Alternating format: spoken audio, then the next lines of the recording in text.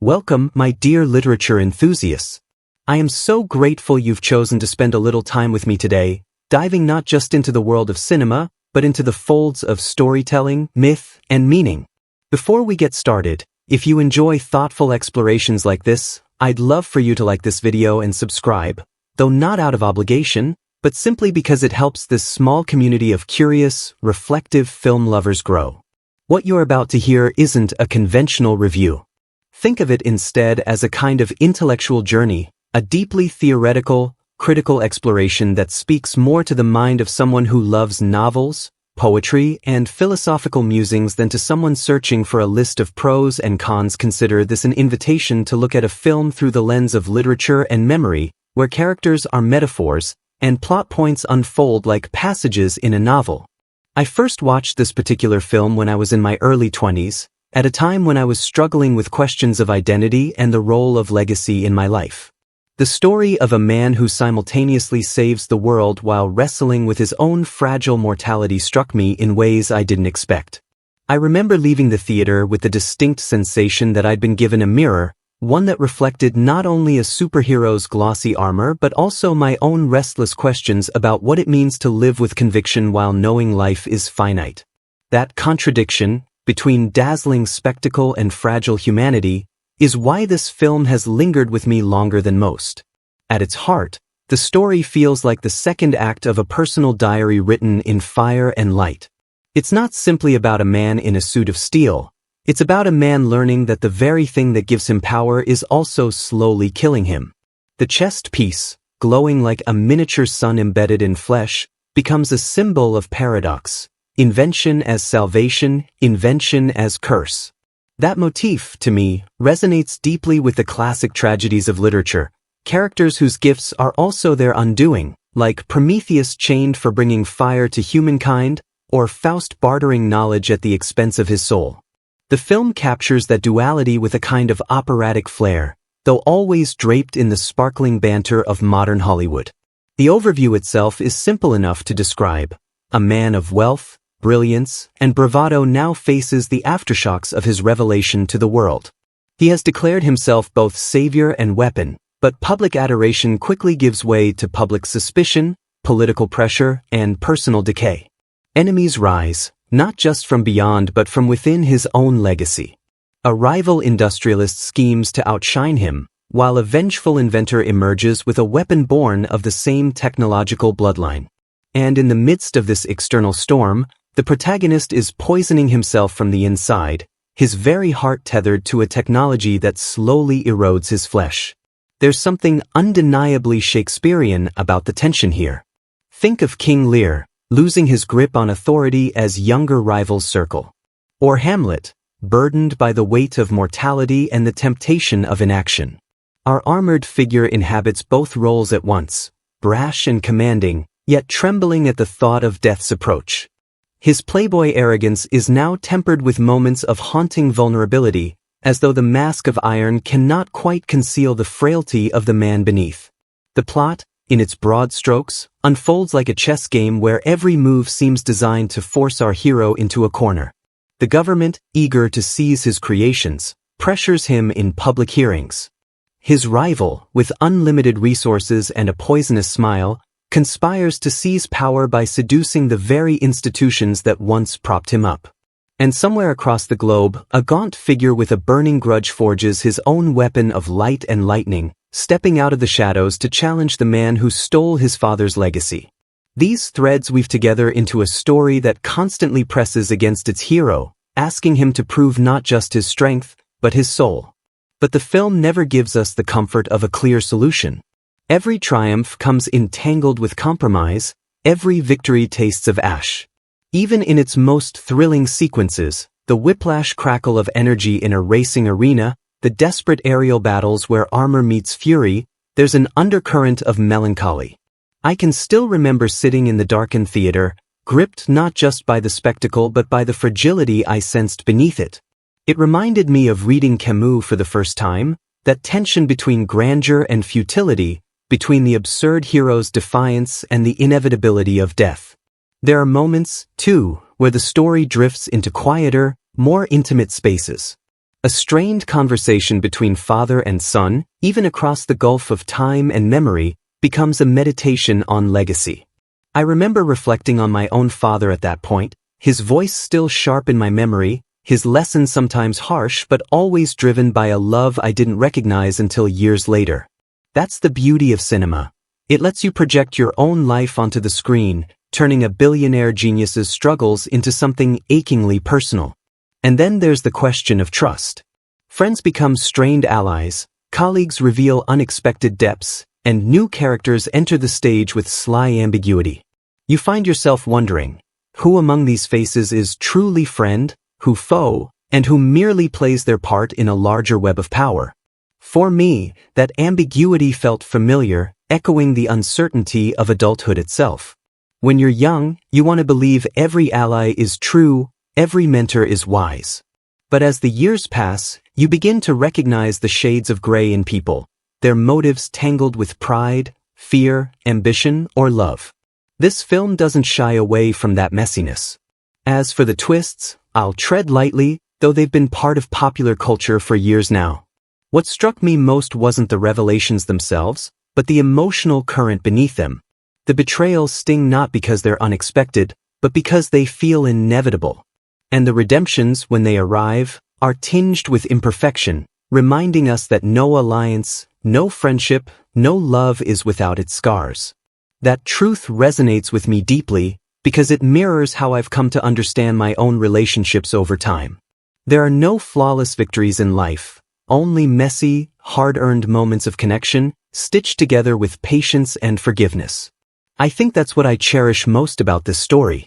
For all its spectacle and noise, its pounding engines and crackling duels, it remains at heart a very human tale. It asks us, what does it mean to be a creator when your creations threaten to undo you? What does it mean to be a protector when the world you protect also fears and resents you?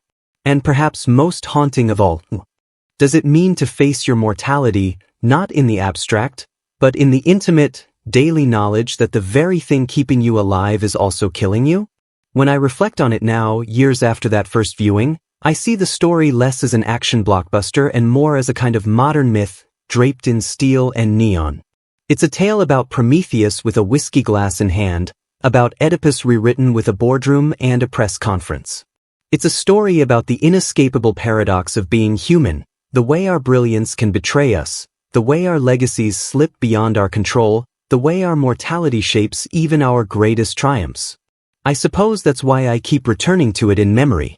Not because it's flawless, it isn't, but because it feels alive with contradictions. And isn't that the very essence of literature? To hold contradiction in our hands, to wrestle with it, to let it unsettle us and shape us? That's what makes this film, for me, something worth revisiting, not just as entertainment, but as an intellectual, emotional, and even spiritual experience. So, my friends, thank you for taking this journey with me. I hope this exploration stirs your curiosity, makes you think a little differently about the stories we consume, and maybe even invites you to reflect on your own legacy, your own contradictions, your own fragile brilliance. If you enjoyed this conversation, please do consider liking and subscribing, not as a favor to me, but as a way of joining a circle of fellow travelers who love to read films the way we read great books, carefully, passionately, and with open hearts. And with that, let's step away from the armor for now, carrying with us the deeper questions it leaves behind. Until next time, may your stories be rich, your reflections deep, and your hearts wide open. When the lights first dimmed and the screen came alive, I felt that peculiar thrill I always get when I'm about to be invited into a world that is both familiar and strange. I had already met this man in armor once before, already seen him declare to the world who he was, but this time the stage felt heavier, as though the story had matured alongside me. I remember sinking into my seat, a little restless, carrying the noise of my own life in my head, and then suddenly finding myself caught in the intimate spectacle of a man who was both savior and self-destructor. The very first notes of the story reminded me of how power can change the air around someone. We find ourselves looking at a man who has already unmasked himself, who no longer hides behind anonymity but revels in the glow of his own declaration. He tells the world he is the one in the suit, and with those words he transforms himself into a myth in the eyes of millions. I couldn't help but think of literary characters who speak their truths into existence, bold declarations that seal their fate. Achilles announcing his rage in Homer's opening lines. Hamlet vowing to remember his father's ghost. There's something final about saying, "I am this," and that finality settles like a crown, heavy with consequence. The film begins with a ripple far from our hero's home. A grieving son, gaunt and weary, cradles his father in his final breaths. This father dies bitter, stripped of recognition, his life's work stolen by history's brighter names. In the dim light of that small room, the son is reborn, not as a victim, but as a creature of vengeance. He takes up the fragments left behind, pieces of old blueprints, like heirlooms rusted with neglect, and from those ashes begins to craft his revenge. Watching him, I thought of so many stories where the forgotten sun rises, Edmund in King Lear, Iago whispering in the shadows, or even Frankenstein's creature, patching itself together from remnants. Here, too, is a man who believes that to honor his father he must destroy another's legacy. Meanwhile, across the ocean, our protagonist revels in his public coronation. He strides into the future on a stage lit by fireworks and dancers, his face grinning in the blaze of adoration. This moment, so extravagant, felt to me both intoxicating and tragic. I remembered the times in my own life when I've been celebrated, graduations, awards, moments when people clapped and I smiled, and how quickly that applause dissolved into silence once I was alone. That's what this sequence whispered to me. Adoration is temporary, and the louder it is, the emptier it feels when it ends. But beneath the glittering stage lights, a truth is already gnawing at him. The very device that powers his body, the arc that glows like a second heart, is poisoning him. Every beat of his life is measured out in small increments of decay, and though he jokes, though he drinks, though he deflects with wit, he knows his time is slipping away. This detail struck me deeply. I could almost feel the weight of it in my chest. How often do we, too, polish the surface while inside we are quietly unraveling? How many people smile in photos, while hiding the sharp edge of pain? The story unfolds in spirals, pressing him into confrontation after confrontation. First, the government calls him to account. They parade him in hearings, demanding his creations, claiming that no individual should possess such power unchecked. The scene is almost comical in its bravado. He taunts, he jokes, he deflects, but underneath, there is real tension. The state wants his gift, his burden, his curse. Watching this, I thought of the myths where kings demand seers share their visions, or tyrants demand fire from the lone keeper. It's the eternal question. Does genius belong to the individual or to the collective? And what happens when the collective decides it will not wait for consent? In the courtroom, another figure emerges, a rival, slick and charming, who masks malice with smiles. He represents everything our protagonist fears and despises: corporate greed without imagination, ambition without soul. He positions himself as the heir of progress, but you can sense that his brilliance lies not in creation but in manipulation. In him, I recognize the archetype of the usurper, Claudius in Hamlet, Macbeth grasping at the crown. Watching him spar with our armored hero, I felt the inevitability of a storm gathering. And then, of course, the past returns in the form of that vengeful son from the opening. His invention, forged in shadows, emerges suddenly in one of the most striking sequences of the story. A racetrack, fast cars glinting in the sun, and out of the chaos a figure strides with electrified whips that slice through metal like paper. The spectacle is thrilling, but beneath the sparks and smoke lies the resonance of myth. The Avenger appearing at the height of the hero's hubris, the nemesis come to balance scales tipped too far. I remember gripping my seat in that moment, heart racing, not just from the action but from the thematic weight. It was as if the story itself whispered, "Your pride has called him forth." This confrontation leaves scars. The world now sees that the great man in armor is not invincible. The rival industrialist seizes this opportunity, rescuing the vengeful son from obscurity and dressing him in new clothes, turning his rage into a weapon of capital. This alliance chilled me. How often in history do we see power co-opting anger, turning personal grief into political ammunition? It made me think of how revolutions are often redirected by opportunists, how genuine pain is absorbed by those who seek to profit. Meanwhile, our protagonist retreats into himself. He tests, he tinkers, he drinks, he parties with reckless abandon. There is a scene that lingers with me, one where he dons his suit not to save, but to indulge, drunken, stumbling, using his armor as a toy. His friends watch with horror, and one, at last, confronts him in kind. The clash between friends, steel against steel, is heartbreaking, because it isn't about enemies. It's about love twisted into anger. Watching it, I thought of friendships I had nearly ruined in my own reckless youth, when pride or despair made me lash out at the very people who wanted to save me. The poison in his blood worsens, and with it comes a creeping nihilism. He begins to say goodbye without saying it, to prepare for the end without admitting it aloud. There's a haunting quiet in these moments, the loneliness of knowing your time is short. I remember the first time someone I loved confided in me about a terminal diagnosis, the way they smiled, the way they changed the subject, all while their eyes betrayed a truth they couldn't voice. That's the feeling I get in these sequences, the silence beneath the spectacle. And then, unexpectedly, a ghost from the past reaches out. His father, once cold, distant, impossible to please, speaks across time through recordings left behind. For a man who has always carried the weight of a complicated paternal legacy, this moment becomes a lifeline. The father's words reveal both regret and love, a confession that the son was always the greatest creation, more important than any invention. I can't describe the ache I felt watching this. I thought of my own father, gone now, and the things I never got to hear from him. How often do we long for that one sentence, that one gesture, to heal years of silence? Cinema has a way of giving us what life denies. This revelation rekindles a spark. The hero, armed with both knowledge and renewed purpose, returns to his workbench. Out of scraps, out of fragments, he begins to forge something new, something that might save him. And here again, I thought of literature's recurring image of the workshop. Daedalus in his labyrinth, Frankenstein in his laboratory, even poets hunched over their desks. Creation is salvation, and yet it is always tinged with the risk of destruction. Watching him work, I felt an intimacy with the character I hadn't before.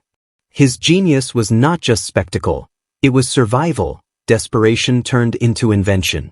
By this point, the first act of the story has unfolded into something sprawling and complex. We've seen a man celebrated as a god, torn down by mortality, confronted by nemesis, betrayed by rivals, broken by friends, and lifted by the faint voice of a father. Each event has shaped him, stripped him, carved away layers until only the raw, unmasked self remains. And though the battles have been fierce, the greater war lies ahead, hinted at in the growing shadow of conspiracies and alliances.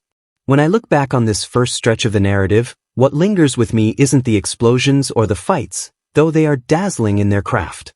What lingers is the ache of mortality humming beneath it all. Every scene, no matter how loud, seems haunted by that soft whisper, "You are running out of time." And isn't that the human condition itself? We build, we fight, we love, we rage, but beneath every gesture is the knowledge that our time is finite. Watching this story, I felt my own heartbeat echo that truth, as though the glowing chest piece on screen was only a metaphor for the quiet ticking within us all.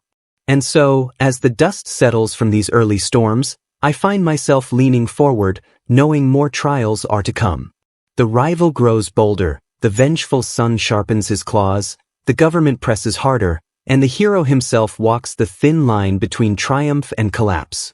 It's a world on the verge of breaking, and a man on the verge of revelation. And though I already know where the story leads, I still feel the tension of that first descent, the way it captures the fragility of being human, wrapped in iron yet bleeding underneath. What I love most about the way this story turns after those earlier storms is how it shifts from spectacle into intimacy, from the loudness of public confrontation into the quiet, steady unraveling of personal truth. By now, the man we've been following feels like someone I've known for years, someone I've worried about, someone I've argued with in my own imagination. The armor, the wealth, the wit, those were always his masks.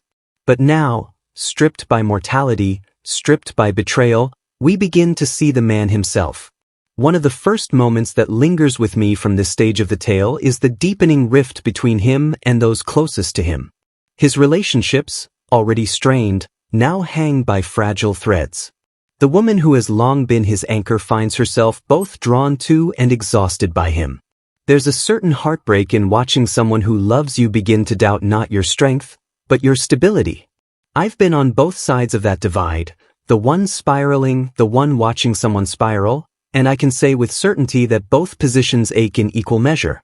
You want to shake them, to demand they return to who you knew, but all you can do is stand nearby, hoping they don't collapse completely. Amidst this fragile emotional terrain, an unexpected presence emerges. A new ally, mysterious and sharp, seems to slip seamlessly into his world. At first, her motives remain elusive. She appears in a professional guise, all charm and intelligence, but with hints of something deeper at play. There's a fascinating ambiguity to her, the kind of character who feels like she's stepped out of a spy novel, equal parts alluring and unsettling. Watching her interact with him reminded me of the first time I read John Le Carre, the sense that every smile carried a code, every gesture a concealed intent. In a story already tangled with rivalries and betrayals, her arrival makes the air thicker with intrigue. Meanwhile, the rival industrialist, ever calculating, continues to tighten his grip on the narrative. He presents himself as the visionary of the future, the safe pair of hands the world craves. He knows exactly when to smile, when to flatter, when to press his advantage. His partnership with the vengeful son grows bolder, though cloaked in secrecy. There's a chilling beauty in watching this alliance bloom. It feels like watching two storm fronts merge, each feeding the other's fury until they threaten to consume the sky. I couldn't help but think of Milton's Paradise Lost, of Satan rallying his fallen angels, turning defeat into defiance, betrayal into ambition. These figures, too, thrive in the shadows, preparing for the moment they can strike in daylight. And then comes the turning point, the flicker of hope in the darkness. Through fragments left by his father, notes, symbols, unfinished work, the hero discovers the possibility of renewal. It's not just scientific discovery, it's an act of reconciliation, of a son finally hearing the unspoken love of his father. This sequence carries a tenderness that still makes me emotional when I think of it. To see a man, so long hardened by arrogance and bravado, reduced to awe before the ghost of his father's intellect, it is humbling, healing, profound. In that moment, he ceases to be simply an inventor. He becomes an inheritor, a bridge between what was and what might yet be. The creation of the new core, a new heart for his armor and his body, is presented with such intimacy that it feels almost sacred. Sparks fly, metal hums, light bursts forth, and yet it is not spectacle but rebirth. The poison recedes, replaced by vitality. Watching him, I thought of phoenix myths, of resurrection stories across cultures, where death is never final but a threshold. I also thought of my own life, the times I felt on the brink of collapse only to find a new rhythm, a new way forward. Renewal doesn't always come with fire and light. Sometimes it's quieter, a decision, a revelation, a chance we didn't know we had. But just as he regains his footing, the storm outside grows more violent.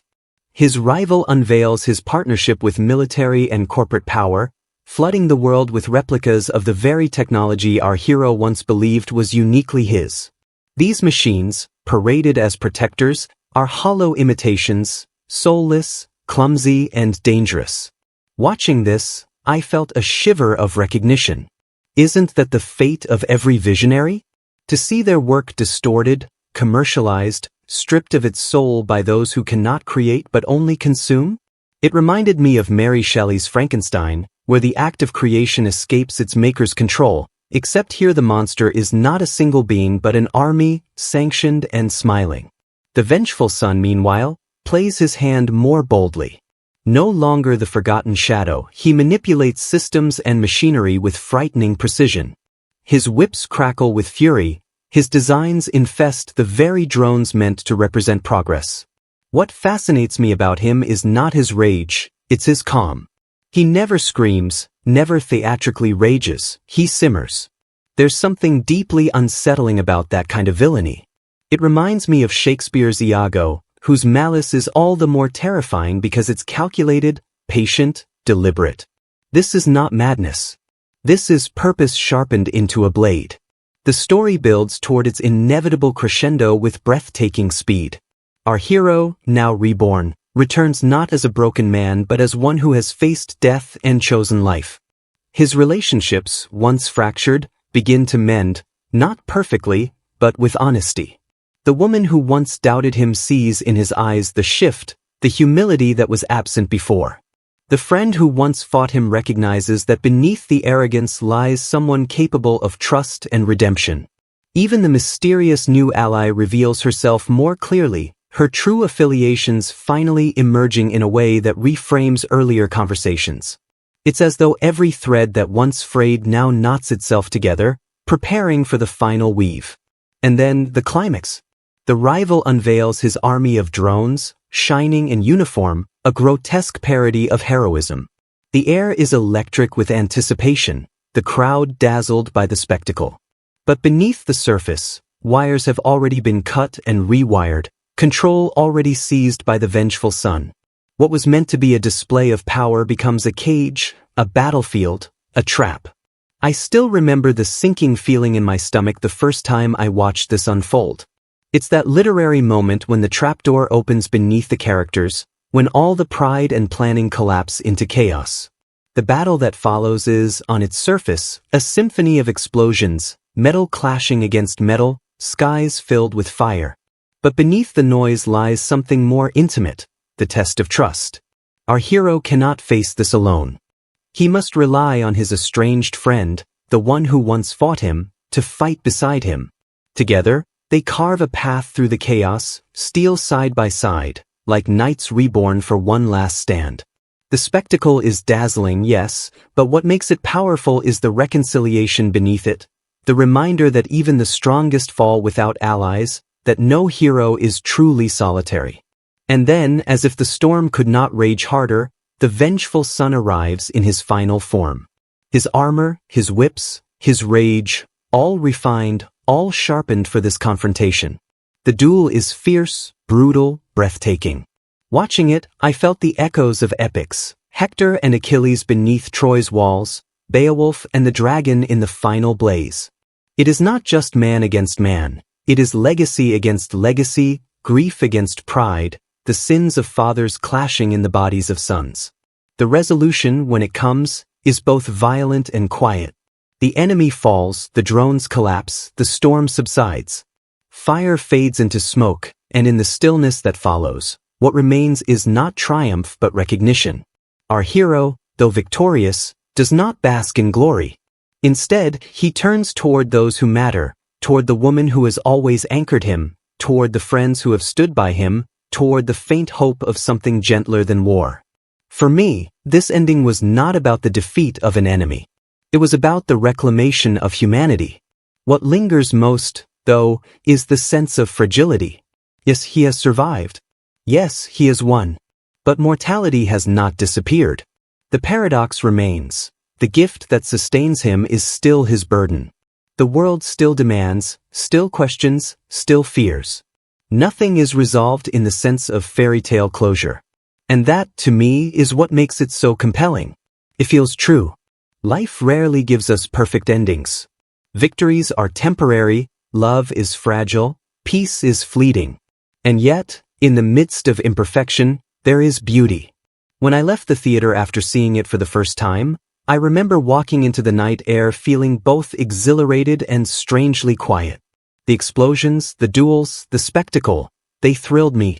But what stayed with me was the hum of mortality, the ache of legacy, the fragile threads of love and friendship. I thought of my own life, of the people I had hurt and reconciled with, of the moments I had nearly destroyed myself only to find a way forward. That's the gift of stories like this. They cloak themselves in steel and fire, but what they really show us is ourselves. And so, as the credits rolled, I carried with me not just the image of a man in iron, but the echo of a truth as old as literature itself, that we are all flawed, all finite, all struggling to reconcile the weight of our legacies with the briefness of our time. And if we can face those contradictions with courage, with honesty, with love, then perhaps, like him, we too can walk away from the smoke not as gods, but as humans who chose to keep fighting. When I think about this story, what stays with me most vividly isn't the suits of iron, the explosions, or even the spectacle of genius gone awry. It's the people. The faces that linger like echoes of acquaintances we once knew, carrying contradictions and longings that feel strangely familiar. Each character, in their own way, seemed to me less like someone from a distant cinematic universe and more like a reflection of human archetypes I've met in life or encountered in literature. What fascinates me isn't just who they are, but the ways in which they reveal pieces of myself or of people I've loved and feared. At the center is, of course, the man in the armor, though the armor is never the true story. He is brilliant, arrogant, intoxicatingly charismatic, and yet beneath it all so painfully fragile. He strides into rooms with a smile that disarms and infuriates in equal measure, the sort of smile I've seen on people who wield charm like a weapon, who can light up the air with their presence and then vanish into silence when the crowd disperses. He reminded me, strangely enough, of a friend I once had in college, a man who seemed untouchable, always laughing, always dazzling with his intelligence, but who confided in me once, in a rare moment of vulnerability, that he feared he would burn out before 30. That's what I see in this armored figure, a brilliance so bright it risks consuming itself. What makes him compelling is not his strength but his weakness. The poison in his blood, the knowledge that his greatest creation is also his undoing, is what humanizes him. I think of him less as a superhero and more as a tragic figure out of Greek drama. He is Achilles with his fatal heel, Oedipus cursed by the very truth he seeks, Prometheus chained by the fire he brought. There's a grandeur to his suffering, but also a raw ordinariness. Who among us hasn't felt betrayed by our own talents, our own choices? I remember nights staring at unfinished work on my desk, the very ambitions that once gave me meaning now suffocating me. His arc, for me, is that recognition, that even the things we love most, the things that define us, can corrode us if we're not careful. Then there is the woman who grounds him. She is practical where he is reckless, steady where he is chaotic. Her role is not one of glittering spectacle but of quiet resilience, and in that, she embodies a kind of strength I have always admired. I thought of my mother while watching her, how she carried storms within her but never let them spill out, how she stood beside those she loved even when they made it nearly impossible. This character is the one who sees through the bravado, who knows the man beneath the armor better than he knows himself. What I love most is that she isn't portrayed as simply patient or endlessly forgiving. She has limits. She grows weary. She demands better. And that, in many ways, is more loving than blind devotion. She teaches him, silently, that love is not indulgence but expectation, the belief that someone can rise to the better version of themselves. The friend-turned-partner is another fascinating figure. He begins as loyal, almost deferential, but as the story unfolds, his patience frays. I was struck most by the scene where loyalty snaps into confrontation, where he puts on armor himself and refuses to let chaos continue unchecked. It's a heartbreaking kind of love, the kind that says, I will fight you if it saves you. That dynamic reminded me of my own friendships, the ones tested not by distance but by honesty. There's a particular friend of mine I nearly lost because he finally told me truths I didn't want to hear. At the time, I raged, I resisted, but looking back I see it was love in its fiercest form. That's what this character embodies, the courage to hold someone accountable even when it risks breaking the bond. The rival industrialist fascinates me in a very different way. He is charm hollowed out, ambition polished to a sheen. Unlike the central hero, his brilliance is not in creation but in presentation. He thrives on perception, on bending institutions and people to his will, on looking like the answer while offering none. He is, in many ways, the perfect foil, a man who represents what genius looks like when it is stripped of soul. I thought about people I've encountered in professional spaces, those who know how to smile, how to flatter, how to claim the work of others as their own. They rise quickly, not because they build, but because they manipulate. And while they are not monsters, they leave devastation in their wake. This rival character embodies that archetype, the dangerous emptiness of ambition without purpose. But if the rival is the hollow shadow, then the vengeful son is the ghost of rage incarnate. His story begins in loss, and his every gesture pulses with grief transmuted into hatred. I found myself oddly sympathetic to him, more than I expected. His father's legacy was stolen, his life shaped by bitterness and poverty, and his revenge feels less like villainy than inevitability. Watching him, I thought of stories like Frankenstein, where the creature's violence is born not from inherent malice but from abandonment. I also thought of my own grudges, the times I've carried bitterness so long it became part of me. His calm, his quiet simmering malice, unsettled me because it felt real. Rage doesn't always scream. Sometimes it whispers, patiently, until it bursts. There's something poetic in the way he mirrors the central hero. Both are sons of fathers whose legacies haunt them. Both wield the same kind of power, drawn from the same technological bloodline. Both are brilliant, driven, unrelenting. The difference lies in how they carry grief. One turns it inward, destroying himself in the process. The other turns it outward, seeking to destroy the man he blames. It made me think of the thin line between hero and villain, how circumstance can tilt one toward destruction and the other toward redemption. Literature is filled with such doubles, Dr. Jekyll and Mr. Hyde, Hamlet and Laertes, Ahab and Starbuck. The vengeful son is not simply an antagonist. He is the shadow self, the road the hero might have taken had his grief hardened differently. The mysterious woman, the one who enters as if from another narrative entirely, is a fascinating enigma. She glides between roles with ease, assistant, confidant, combatant, her true intentions always half-veiled. For me, she represented the idea that not everyone in our lives reveals themselves fully at once. Sometimes, we meet people who seem to belong to one world, only to discover later that they are shaped by an entirely different set of allegiances and histories. I've known people like this, colleagues who later revealed secret passions, friends who turned out to have whole lives I hadn't imagined.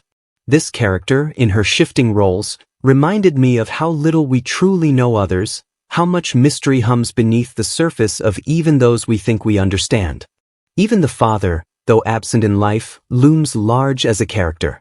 His shadow stretches across the story, shaping both hero and villain in different ways. He is remembered as brilliant, but also cold, distant, flawed. And yet, in death, he reveals love that went unspoken in life. That complexity struck me with particular force. Parents are rarely the gods we think them to be as children, nor the villains we sometimes resent them for as adults. They are simply human, brilliant, flawed, trying, failing, loving in imperfect ways. My own father, gone now, was not easy to understand. There are days I remember his anger more vividly than his kindness, and yet there are other days when fragments of his love surface in my memory like buried treasure. This character captured that contradiction for me, the impossibility of fully knowing a parent, and the ache of discovering too late that their love was deeper than you realized. Even the smaller characters, the ones who seem to orbit the central drama, add texture to the story. Politicians demanding control, soldiers navigating loyalties, assistants who reveal unexpected depth. All of them contribute to the sense that this world is not simply a backdrop but a web of power, fear, and hope. They remind me of the supporting figures in great novels, the ones who may not drive the plot but who shape the atmosphere. Think of Rosencrantz and Guildenstern in Hamlet, or the minor courtiers in Tolstoy's novels. They exist to remind us that no story happens in isolation. Every character is part of a larger human fabric. What makes this ensemble so compelling to me is not their perfection but their flaws. Each of them is, in some way, fractured. The hero poisoned by his own brilliance, the woman torn between loyalty and exhaustion, the friend driven to confrontation, the rival corrupted by ambition, the son consumed by grief, the father silenced by his own distance. And yet, in their flaws, they feel achingly real. They remind me of the people I know, the people I love, the people I struggle to forgive. When I think of them now, I don't think of superheroes or villains. I think of archetypes, of tragic heroes and patient lovers, of false kings and wounded sons. I think of the way literature teaches us to see ourselves in these figures, to recognize our own contradictions reflected in their arcs. And I think of how, for all their grandeur, they are simply human beings trying, failing, reaching, breaking, healing. And perhaps that is the greatest gift of this story, not the armor, not the spectacle, but the reminder that beneath every myth, every mask, every legend, are people as flawed and fragile as ourselves. There's a kind of magic to talking about movies, not just the ones we see on the screen, but the hidden dramas and curious accidents that happen before the final product reaches us. When I think about the film we're exploring today, what always comes to mind first are the little details, the unexpected trivia, and those rare behind-the-curtain glimpses that reveal how fragile and miraculous the whole business of movie-making really is. Some of the facts I've come across over the years about this particular film are so strange, so oddly human, that they almost feel like myths whispered by old film crew members at a bar long after wrap.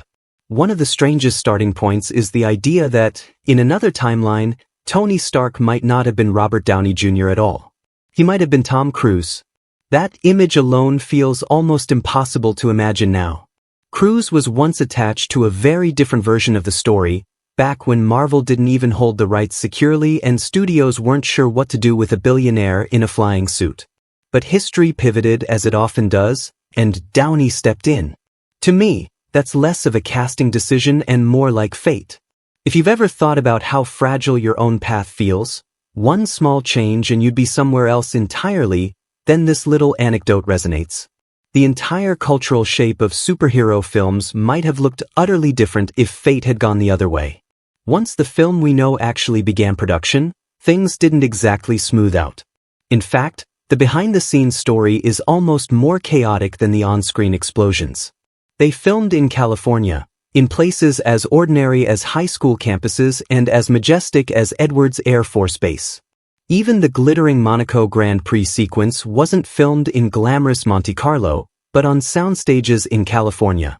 The irony still makes me smile, our characters strutting around like global jet-setters, while in truth they were moving in front of green walls, with the real Monaco added later from a handful of carefully captured reference shots. It reminds me of childhood plays, when we'd paint cardboard backdrops and pretend we were in Paris or on the moon. The magic of cinema is really just a grown-up version of that same trick. And then there was the armor, the legendary suitcase suit. When I first saw it unfold on screen, I remember feeling a little like a kid again, watching in awe as technology folded neatly around a man's body like origami made of steel. That transformation wasn't just movie magic. It was the product of thousands of digital pieces, nearly 3,000 separate components designed by artists at Digital Domain. A third-scale model existed too, built by hand so that the animators had something tangible to guide them. The sheer precision of it is astonishing. Think of the patience it takes to imagine how a suit might collapse and tuck away into a briefcase, then to render each hinge and lock so it doesn't just look flashy, but feels physically believable. But perhaps the strangest part of the film's development wasn't technical at all, it was philosophical. The story was originally going to dive deep into Tony's struggle with addiction, mirroring the famous comic arc, Demon in a Bottle. That would have been dark, messy, raw. But the studio, nervous about how audiences might respond, shifted the metaphor. Instead of alcoholism, we saw palladium poisoning from the arc reactor in his chest. The symbolism remained. His own genius and his own choices were killing him, but the sharp edge was dulled into something more palatable. As someone who loves literature, I can't help but see this as a compromise between art and commerce. It's like a novel that wanted to bare its soul, only to be told to soften its language so more people would buy it. And speaking of compromises, the film was almost suffocated by the sheer pace at which it was made. Scripts were being rewritten daily. Justin Theroux, the credited writer, was essentially rewriting as cameras rolled, trying to glue together improvisations from Robert Downey Jr. and shifting studio demands. Imagine trying to build a bridge while you're already halfway across it. That's how the production often felt. Director Jon Favreau even joked that he felt like a corpse strapped to a horse, charging into battle. That image has always stuck with me. Filmmaking as a strange war of attrition, where the miracle isn't just that the movie is good, but that it exists at all. Casting had its own peculiar drama. Don Cheadle, as we know, became Rhodey. But originally, the role belonged to Terrence Howard, who had even been the highest-paid actor on the first film. Then came disputes about money, contracts, and perhaps some personal tensions. Howard was let go, Cheadle was brought in almost overnight, and history shifted again. It's one of those moments that makes you realize how replaceable yet irreplaceable actors can be. Watching Cheadle now, he feels so natural, like he's always been Rhodey. Yet in another reality, we might have had a very different energy in that role. Scarlett Johansson's entrance into the Marvel world has its own charming twist. She dyed her hair red before she even got the part, choosing authenticity over convenience, and it worked. It's such a small, human detail, but I love it. It shows how sometimes instinctive, almost impulsive choices can change the course of careers. She wasn't waiting for permission to embody the role, she just did it. Then there's Mickey Rourke, who played the villain with a kind of eccentric gusto that only he could bring. He designed parts of the character himself, right down to the cockatoo perched on his arm. That wasn't in the script. He bought the bird, paid for gold teeth and tattoos out of his own pocket, and even traveled to Russian prisons to study mannerisms. There's something wonderfully reckless about that kind of commitment. You can almost imagine the production team sighing, shaking their heads, and then realizing, well, maybe it works. And it did. The bird became iconic. Some oddities were funnier than they were serious. Sam Rockwell, playing Justin Hammer, decided at the last minute to dance his way across the expo stage. Nobody asked him to. It wasn't rehearsed. He just started moving. The result is one of the most memorable quirks of his character, cementing Hammer as someone slightly ridiculous yet oddly charismatic. And of course, there was Downey, constantly improvising. His lines weren't just scripted banter, much of what we see was him riffing in the moment. Sometimes it was brilliant, sometimes chaotic, and often it left the writer scrambling to weave a coherent story around his improvisations. But that's part of the film's lifeblood. It's messy, yes, but also alive. The cameos are another treasure chest of strange details. Stan Lee pops up, of course, mistaken for Larry King in a quick gag. Elon Musk makes an appearance too, a brief handshake that feels surreal now that his fame has expanded into the stratosphere.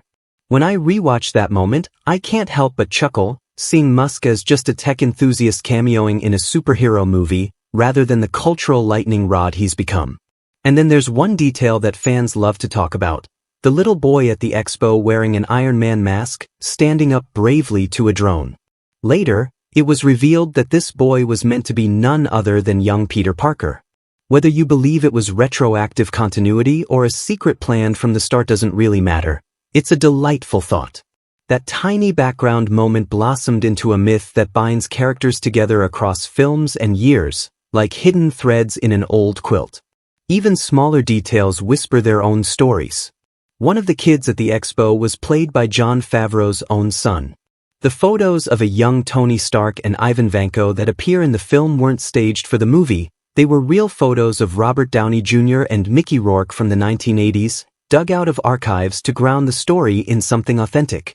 And if you look at the soundtrack choices, you'll notice a subtle symmetry. The first film opened with Back in Black by AC/DC, while this one closed with Highway to Hell. Back and forth, yin and yang, a sly wink tucked into the very fabric of the music. Of course, not every surprise was planned. At Tony's wild birthday party, there's a moment where he stumbles back with the microphone in hand. That wasn't in the script. Downey just fell into it, and the moment was so perfectly in character that they kept it. These are the things I love most. The mistakes that become immortal. Then there's the sheer physical weight of the costumes. Rourke's whip harness alone weighed nearly 40 pounds, and the Iron Man suits themselves could hit 45. You have to admire the actors, sweating under layers of fiberglass and metal, carrying not just the weight of the story but the literal bulk of their armor. Rourke even trained with real bullwhips to get the movements right, using the rhythm of a Gnarls Barkley song to keep time. I sometimes wonder how many takes were ruined by accidental self-lashes. Even the technical crew had their share of odd improvisations. They stacked shipping containers to build makeshift green screen walls. They were given legal rights to use a statue in one scene but weren't allowed to destroy it, forcing them to design explosions that danced around the object instead of touching it.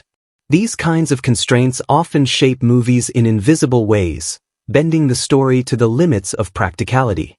And finally, in the realm of trivia that feels almost like folklore, the expo sequence, that carnival of light and technology, was partly modeled after the 1964 World's Fair.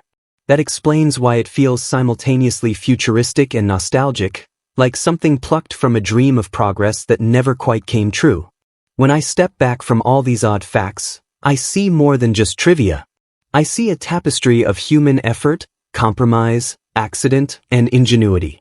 I see actors pouring themselves into roles in eccentric ways, directors juggling chaos, writers chasing after improvisations, and crew members solving impossible problems with whatever they had on hand. It's a reminder that behind every movie we watch, there's another movie being lived, one made of long nights, strange decisions, and bursts of inspiration. That, to me, is why I love exploring these little-known details. They remind me that movies are alive, stitched together not by perfection, but by the messiness of human creativity. And when I watch that film again, knowing these stories, I feel like I'm watching two movies at once, the one on the screen, and the hidden one that made it possible. There are moments in cinema that stick with you not because of how loud they are, or how many explosions erupt in them, but because of what they say about people, their flaws, their yearnings, their impossible attempts to control the chaos of life.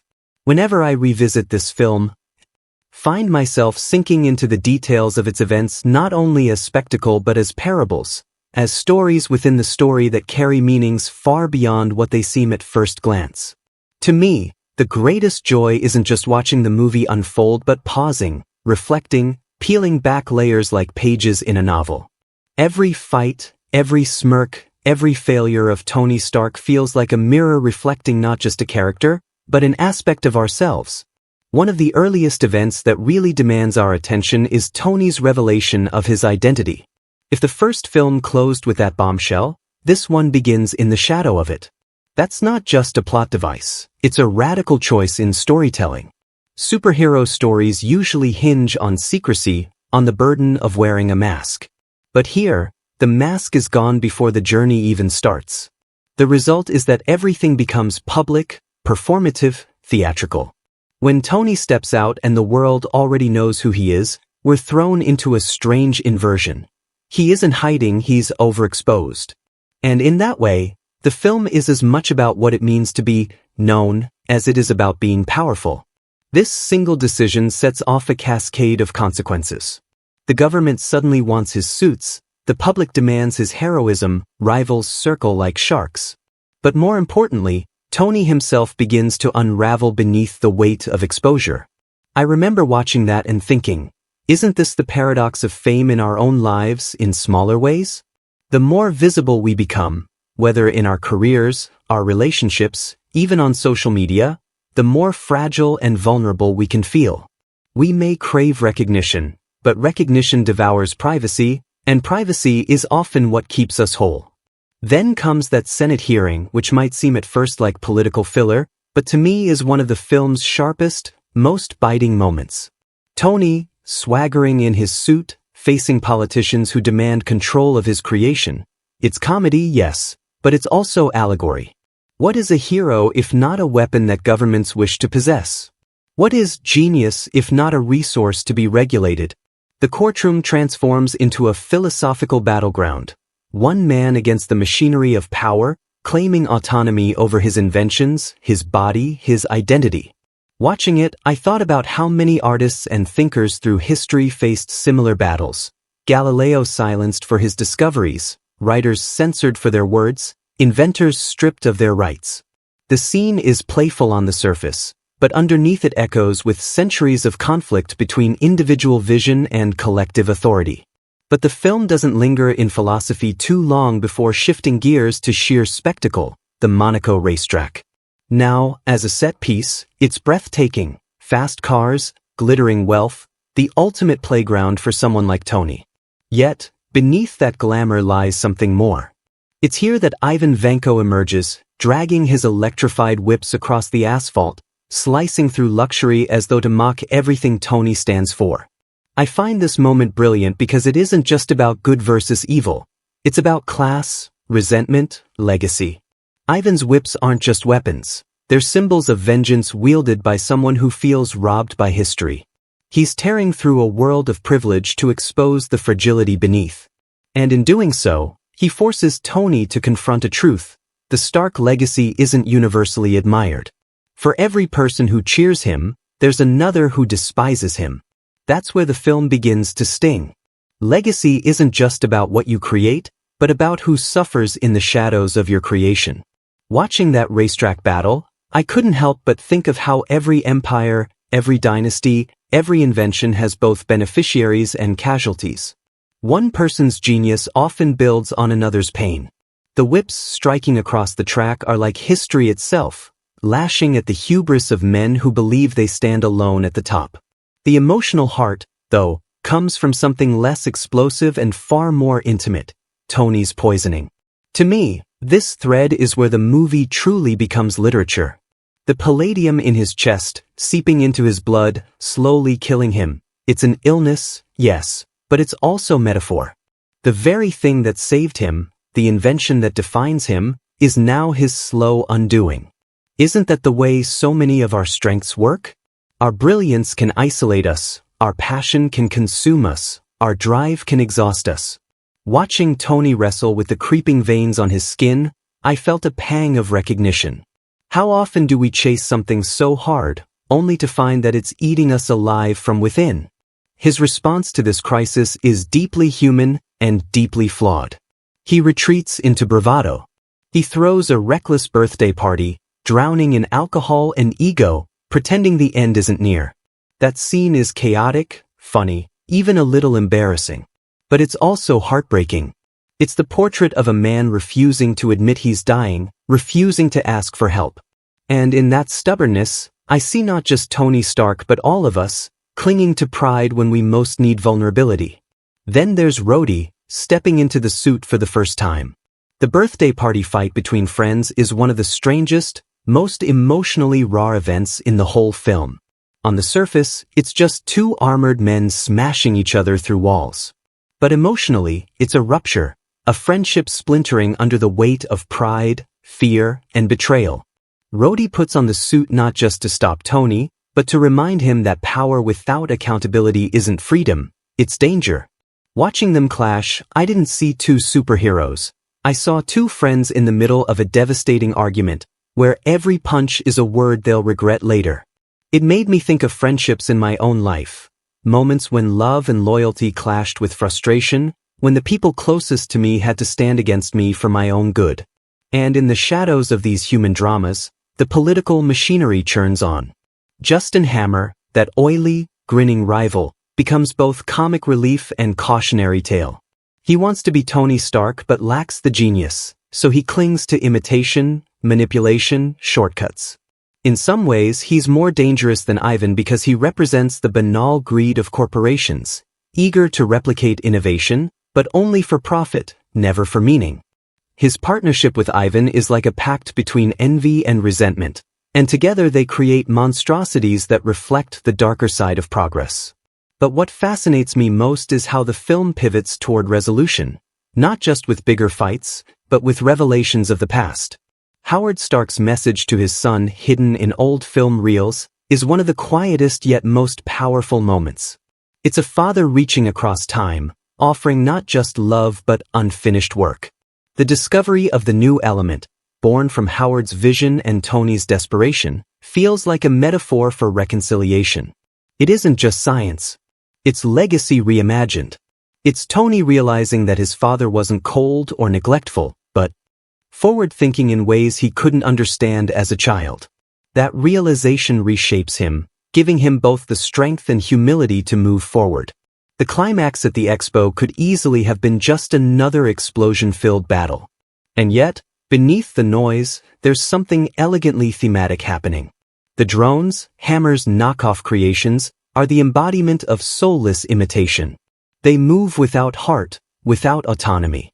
Against them stands Tony, imperfect, flawed, yet undeniably alive. The battle becomes more than spectacle.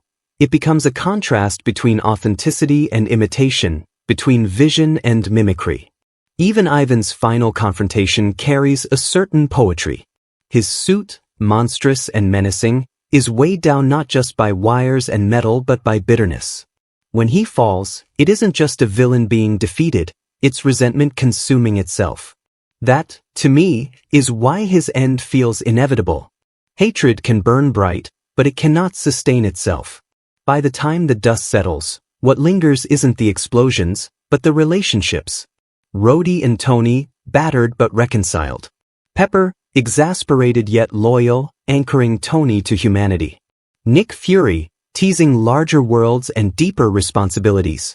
Each event, from Senate hearings to racetrack duels, weaves into a larger fabric of themes: the cost of legacy, the burden of exposure, the fragility of genius, and the necessity of connection. And that's where the film resonates emotionally. For all its flaws, its messy script, its chaotic tone, it speaks to something real. It asks us to consider how we carry our talents, how we manage the legacies left by those before us, how we face our mortality while still trying to create something meaningful. In literature, I've always admired works that balance spectacle with intimacy, myth with psychology. And that's what I see here. Every event, no matter how flashy, pulses with subtext. Every twist is less about surprise and more about resonance. When I step back, I don't just see a superhero movie, I see a story about pride, mortality, legacy, and redemption. And perhaps that's why it endures. Not because of the battles, though they're thrilling, but because beneath the armor and the noise lies something unmistakably human. When I think back on how this movie came into being, I don't imagine it as a straight line of decisions and results, but more like a living, breathing storm of creativity, 1,000 voices colliding, struggling, laughing, doubting, and somehow building something cohesive in the end. That's the fascinating part of filmmaking to me. From the outside, it looks clean. A script, a director, a cast, a camera, and voila, a film. But on the inside, it's closer to a controlled chaos, a circus of personalities, ideas, egos, and compromises. And with this particular story, the making of it sometimes feels just as dramatic as what wound up on screen.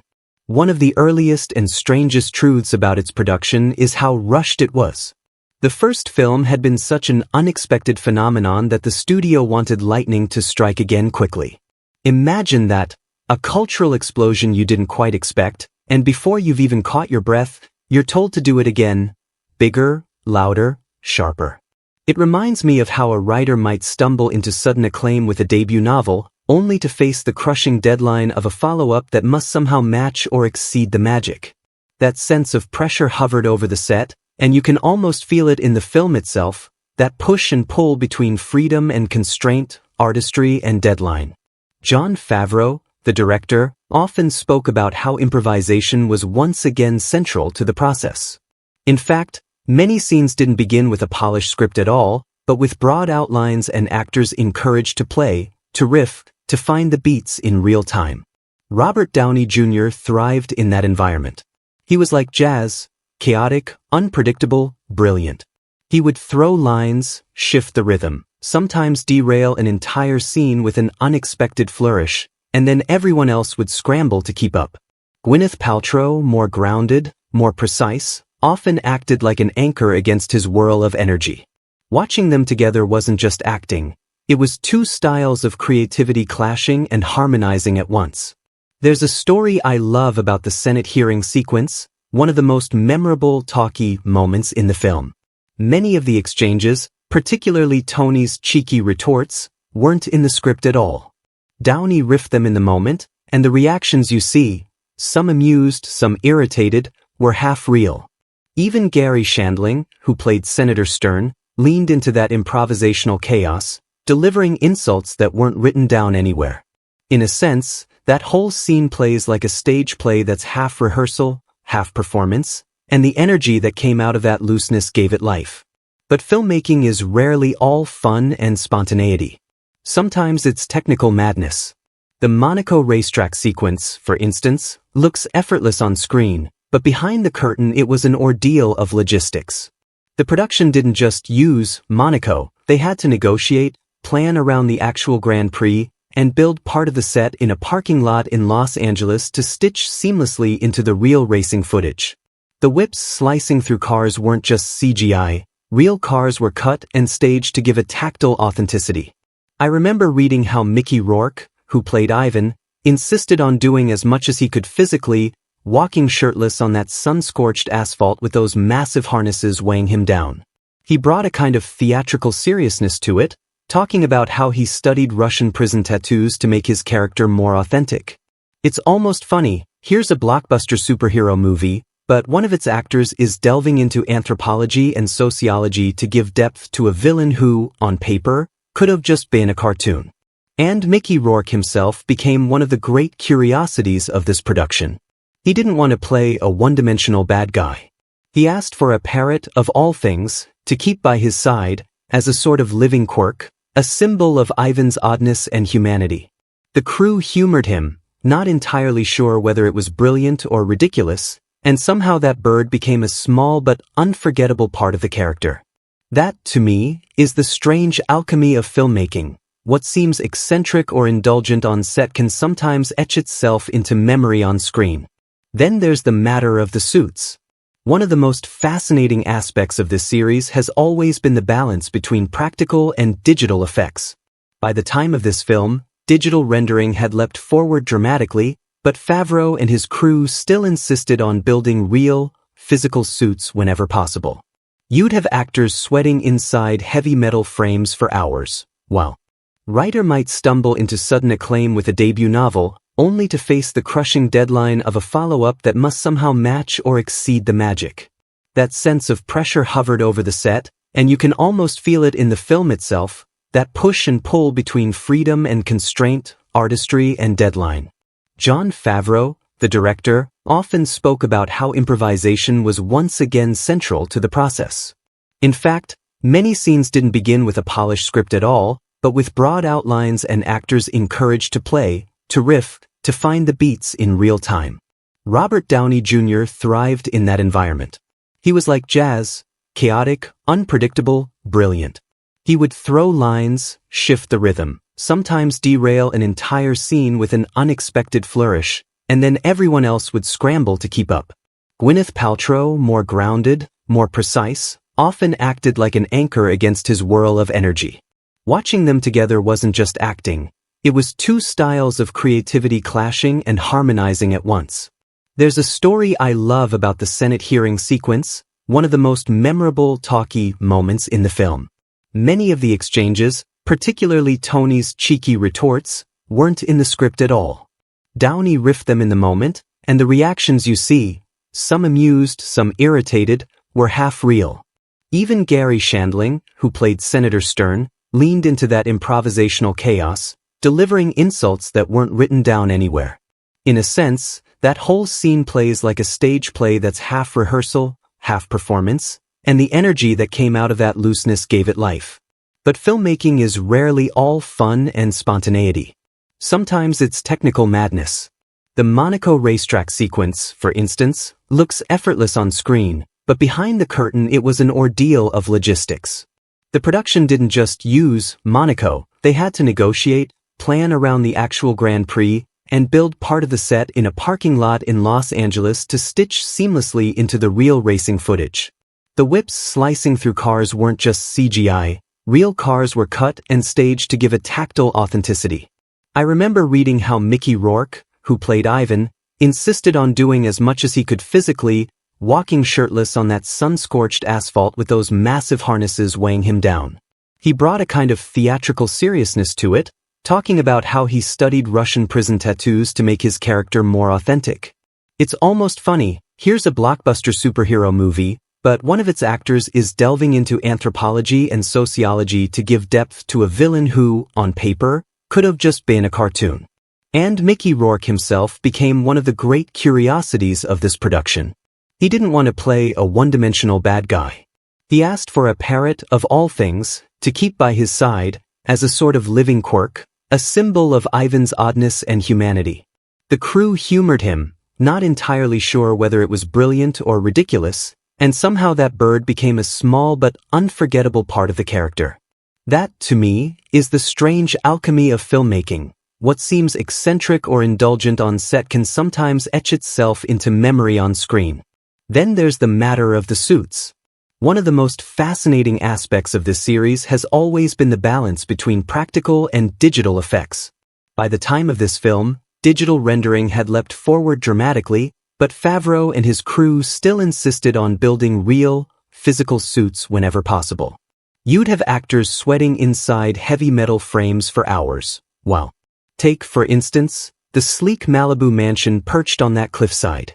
It is almost mythological now, forever tied in memory to that first introduction, with its glass walls and impossible views. In this second story, the mansion feels even more like a paradox. It's wide open, almost naked in its transparency, glass and sunlight everywhere, yet it carries this air of isolation. When I see Tony wandering through those rooms, tinkering with holograms, deflecting Pepper's concern, I can't help but feel the loneliness that seeps through those expansive windows. Yes, the architecture screams wealth and futurism, but at the same time, it screams vulnerability. That cliff is beautiful, yes, but also precarious. Rocks eroded by waves beneath, storms that could topple it. Isn't that such a perfect metaphor for Tony himself in this chapter? So powerful, so elevated, yet so fragile at the foundation. And then there's the Senate hearing room. I remember watching it the first time and thinking how odd it felt to see a superhero story in such a mundane, bureaucratic setting. It wasn't a battlefield, not a glittering expo, not even a sleek laboratory. It was a hall lined with wood paneling, American flags, the tired formalities of politics. Yet that ordinariness is precisely what makes the scene burn. By placing a man like Tony, so flamboyant, so irreverent, in a room designed for order and seriousness, the cinematography creates a clash of atmospheres. The shots linger just enough on the frowns, the gavel pounding, the sighs of officials. The camera frames Tony like a schoolboy disrupting class, but it never strips him of charisma. What I love is how the lighting there is flat, almost dull, compared to the luminous glow of Stark's mansion or the spectacle of the expo. It reminds me that even in superhero worlds, reality creeps in through fluorescent lights and committee chairs. But then, Monaco. What a shift in texture. The Grand Prix sequence is one of those cinematic moments that feels burned into my memory, not simply because of the action, but because of the sheer vibrancy of its setting. The colors explode there, gleaming cars, shimmering sea, the blinding white of sunlit yachts, the buzz of wealthy spectators in their summer suits and dresses. It is indulgence on display, pure excess. And in the middle of it, chaos erupts. The cinematography plays with contrast here, the glamour of an international race, interrupted by sparks, by twisted metal, by a villain stomping shirtless onto the track wielding electrified whips. The absurdity of it works precisely because of where it happens. If that same scene had been staged in a dingy alley, it would have lost its bite. But to tear apart the epitome of luxury, that's what gives it power. It feels like a stage designed for humiliation, a reminder that no matter how rich or powerful, Tony is not untouchable. The Monaco set also carries a strange sort of theatricality. The camera glides, almost dancing with the race cars, then cuts violently to the chaos of destruction. Slow-motion moments highlight the fragility of human life against machines whizzing by at impossible speed. And those explosions, they're not just loud bangs. They are framed like ruptures in the fabric of elegance. For me, that entire sequence feels like an opera staged under the Mediterranean sun. Now, contrast that with the Stark Expo. What an interesting, almost cartoonishly grand creation it is. The Expo feels deliberately artificial, like a shrine to capitalism and futurism all at once. Neon lights, sprawling banners, fireworks, everything screaming louder than it needs to, everything designed to dazzle. Yet beneath that carnival glow, I sense something eerie. The cinematography sometimes lingers too long on the sterile gloss of the exhibits, the almost cultish cheer of the crowds. It's dazzling, yes, but also suffocating, like being trapped in a mall that never ends. To me, it reflects Tony's world at that moment, public adoration, flashing lights, but under it, an emptiness that can't be filled. When we look at how the film balances light and shadow across its different settings, it's almost like reading a novel where tone shifts with each chapter. In the mansion, light pours in, but it feels lonely. In the Senate chamber, light is dull, bureaucratic. In Monaco, it's blinding, over the top, like champagne bubbles fizzing out of control. In the Expo, it's synthetic, neon-saturated, as if reality itself has been dipped in gloss.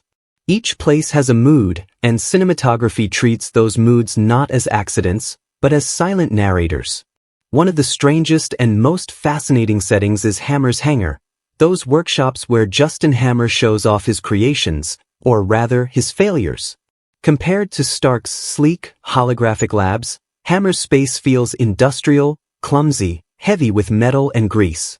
The camera often frames Hammer surrounded by half-broken machines, like a child trying to imitate his older sibling but lacking finesse.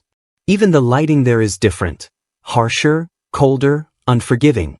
I can't help but see it as visual storytelling at its finest.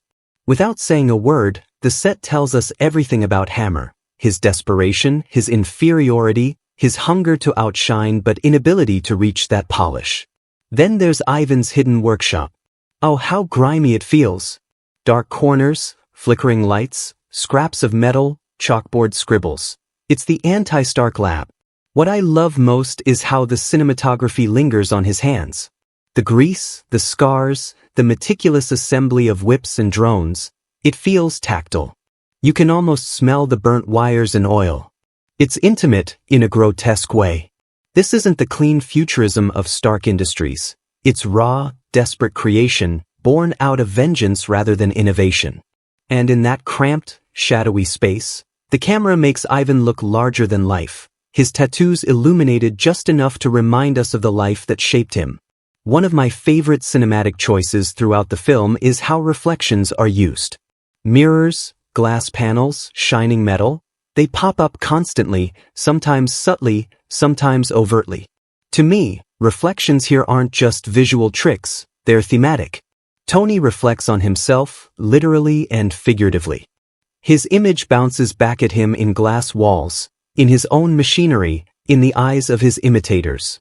It creates this motif of duality, the public self and the private self, the mask and the man, the invincible suit and the vulnerable body inside it. And of course, the climactic battle at the Expo grounds is a feast of visual elements. What stands out isn't just the explosions or the drone army, but how the camera shifts between intimacy and spectacle. One moment we're pulled into close-ups of faces, Pepper's fear, Tony's determination, Hammer's panic, and the next we're soaring through the night sky as drones chase Iron Man across neon-lit pavilions. That oscillation between close and wide creates a rhythm, like a heartbeat fluctuating between calm and chaos. And when War Machine and Iron Man fight back to back, the cinematography frames them like brothers, silhouettes against the flood of sparks. What always moves me most is the quieter use of setting to convey emotion. Think of the birthday party scene. Tony in his suit, drunk, blasting fruit and bottles in his living room. The setting is absurdly opulent, but the mood is hollow. The camera doesn't glorify him there. Instead, it holds uncomfortably on his erratic movements, the smashed objects littering the floor. That living room, usually pristine, becomes a wreck, a reflection of Tony's unraveling. It's not the explosions that hurt, it's the silence after the chaos, the broken glass crunching underfoot. Cinematography throughout this story isn't about realism. It's about texture, mood, emotion. The Monaco sequence is about spectacle turned to chaos. The mansion is about isolation behind glass.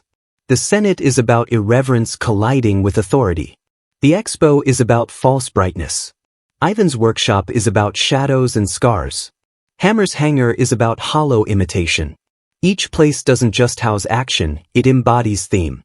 And perhaps that's why the film lingers with me years later. Not because of its narrative perfection, it is far from perfect, but because of how its visual world felt like a patchwork of metaphors. I still see those blazing race cars, that parrot perched in a filthy workshop, those neon lights at the expo flickering against the night. I remember how the camera would sometimes sit still, forcing us to feel discomfort, and other times swirl like a drunken dancer, throwing us into Tony's chaos. Cinema is, at its heart, the marriage of place and feeling. And this story knew that well, even when it stumbled in plot. Its settings were more than cardboard backdrops, they were stage partners, whispering truths that characters themselves couldn't say out loud. When I think about films like this one, I'm always struck by the strange truth that the bigger the spectacle on screen, the more human the mess behind it usually is. Watching the final product, you'd swear every beat was orchestrated with the precision of a symphony. Yet behind the camera? It's a circus, a family gathering, a battleground of egos, and a playground all at once. That's exactly the feeling I get when I picture the set here. A vibrant storm of personalities, endless tinkering with machinery and effects, and in between, little moments of warmth that give the whole thing its heartbeat. One of the most delightful things about this production is how much improvisation seeped into the final cut. Robert Downey Jr. wasn't just playing Tony, he was Tony in spirit, especially when the cameras rolled. The script was there, yes, but Downey would twist lines, toss in asides, and riff with whoever happened to be in the scene. What's magical is that the director, Jon Favreau, didn't fight this chaos, he encouraged it. He understood that Downey's improvisations weren't distractions, they were lightning in a bottle. Many of the bantering exchanges we love weren't meticulously written, they were born in the moment, the product of a cast so comfortable with each other that the line between performance and personality blurred. I often picture the birthday party sequence, where Tony spirals into self-destruction in front of his friends, blasting things with his suit while drunk. On screen, it feels uncomfortable, chaotic, strangely sad. But on set? It was a riot of laughter. Downey apparently kept pushing the scene into absurd directions, shooting fruit, striking poses, even mock dancing with the armor. The crew had to stifle laughter behind the camera, and multiple takes were ruined because extras couldn't keep straight faces. It's funny to think about. A moment that feels so heavy in the story was, in reality, one of the most hilariously uncontrollable days of shooting. And then there's Sam Rockwell, whose Justin Hammer somehow became one of the most entertaining presences both on screen and behind it. Rockwell, much like Downey, couldn't resist adding flourishes. His little dance at the expo, where he struts across the stage like a showman, isn't in the script at all. It was just Rockwell being Rockwell, tossing out a physical gag to entertain the crew. Favreau loved it so much he kept it in, and now it's one of the defining traits of Hammer's character. I think about that often, how much of cinema's iconic comes from accidents, from actors being playful, from directors letting moments breathe. Mickey Rourke, meanwhile, brought a completely different energy to the set. He was intense, deeply invested in making Ivan feel more than a cartoon villain. Rourke reportedly carried his parrot everywhere, even when the cameras weren't rolling. He'd stroke it, talk to it, and demand that it be part of scenes. The parrot wasn't originally meant to have such prominence, but Rourke's insistence made it iconic. There's something almost touching in that, a hardened actor clinging to the companionship of a bird, giving his character a sliver of humanity through this odd detail. The crew joked about it, of course, but many admitted later that it was genius, because it made Ivan unforgettable. Of course, not everything was play and laughter. Filming was grueling. Big blockbusters are logistical nightmares. Hundreds of extras, massive sets that need to be torn down and rebuilt, countless effects shots that require precision. The Monaco race scene, for example, was one of the most challenging sequences to stage. They couldn't exactly shut down the real Monaco Grand Prix, so they built a convincing replica of the track in California. Imagine that, an entire racing circuit reconstructed just for a few minutes of screen time. The heat was brutal during filming, the cars temperamental, and the stunt work perilous. Downey's stunt double endured days of bruises and near misses, while the crew scrambled to reset cars and pyrotechnics for each take. Watching the finished product, it feels effortless, but behind the scenes, it was chaos, carefully tamed. Even the suits themselves presented challenges. The Iron Man armor, by this point, was a hybrid of practical effects and CGI. But practical meant heavy. The actors often sweltered inside those suits, needing breaks every few minutes just to breathe comfortably. Don Cheadle, stepping into the War Machine role for the first time, has spoken about how awkward and exhausting it was to wear the bulkier versions. He would joke about feeling like a walking car engine, clanking around between takes. The crew teased him, offering oil cans as though he were the Tin Man humor like that kept spirits alive when the physical strain threatened to wear people down. What fascinates me is how much camaraderie developed on set. Downey, by then a central figure in the Marvel world, took it upon himself to keep morale high. He brought donuts, cracked jokes, and constantly deflected tension with his wit. But he also cared deeply about his fellow actors. When Cheadle was struggling with the weight of the War Machine armor, Downey made it a point to encourage him, to remind him how great it looked on screen. The set was a strange blend of high stress and family-like support. People pushed to their limits, yet always finding ways to lift one another. And then there were the challenges with balancing tone. Behind the scenes, there was ongoing debate about whether the film should lean darker or keep the breezy humor of its predecessor. This tension was palpable during filming. Some scenes were shot both ways, one version more serious, one more comedic, so that editors could decide later which fit best.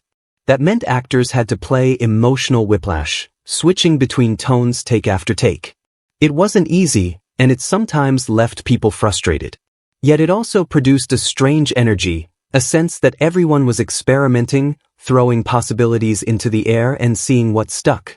One of my favorite little behind-the-scenes images comes from the expo set.